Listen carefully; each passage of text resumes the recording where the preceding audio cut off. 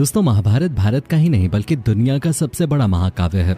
महाभारत का युद्ध क्यों और कैसे हुआ था ये बात तो हम सभी जानते हैं, लेकिन फिर भी कुछ बुद्धिजीवी इस बात से सहमत नहीं है कि महाभारत का युद्ध सच में हुआ था।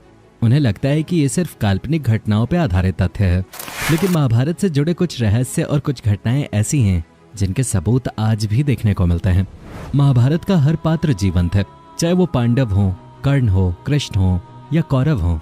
भारत में ही नहीं बल्कि भारत के बाहर भी कई ऐसे स्थान मौजूद हैं जहां पर महाभारत की घटनाओं को सच साबित करने के सबूत मौजूद हैं। इतना ही नहीं, ये भी साबित हुआ है कि महाभारत दुनिया का पहला परमाणु शक्ति वाला युद्ध था। बहुत सारे अस्त्र शस्त्र भी भारत के स्थानों से पुरातत्व विभाग ने खोजे हैं, जिनकी जांच करने के बाद उन्हें महाभारत काल का ही बताया गया है।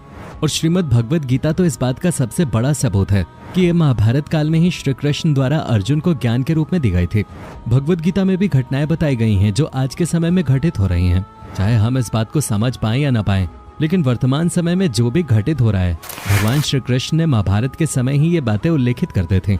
महाभारत समय के महल के अवशेष मिलना, गुफाओं का मिलना, साथ ही समुद्र में डूब चुके उस समय के शहरों का खोजा जाना, ये सब इस बात की ओर इशारा करते हैं कि महाभारत कोई काल्पनिक घटना नहीं थी बल्कि एक सत्य घटना थे जिसने पूरे युग को ही बदल डाला।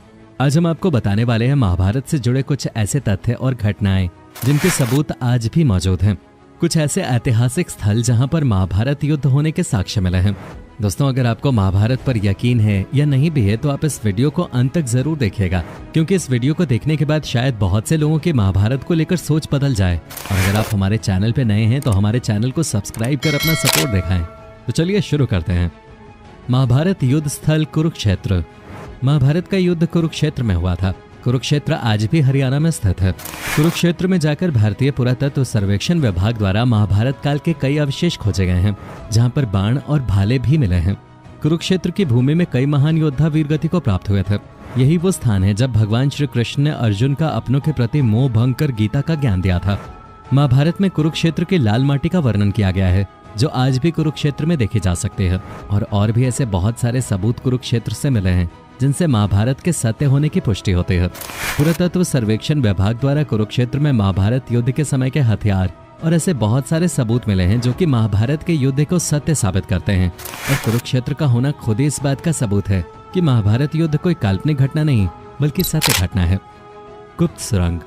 जब मामा शकुनी ने दुर्योधन के साथ मिलकर पांडवों के रुकने वाले महल को निशाना बनाया और उस महल में आग लगा दी थी, जिससे कि पांडव रातों रात उस आग में जलकर भस्म हो जाएं, लेकिन पांडवों के जासूसों ने उन्हें पहले ही खबर कर दी थी और पांडव उस महल से निकलने वाली गुप्त सुरंग से निकलकर बच गए थे। ये सुरंग आज भी गाजियाबाद में हिंडन नदी के किनारे खुलती है, जिसे पांडव लाक्षागृह कहा गया था, जो कि लाख की बनी हुई थी।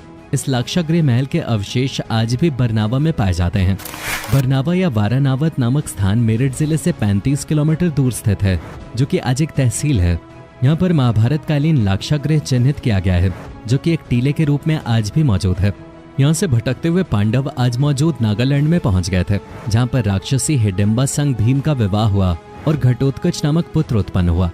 भीम अपने पुत्र के साथ गोटी से शतरंज खेलते थे, जो कि आज भी नागालैंड के दीमापुर में देखे जा सकते हैं।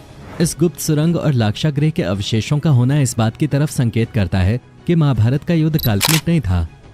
खाटू श्याम जी।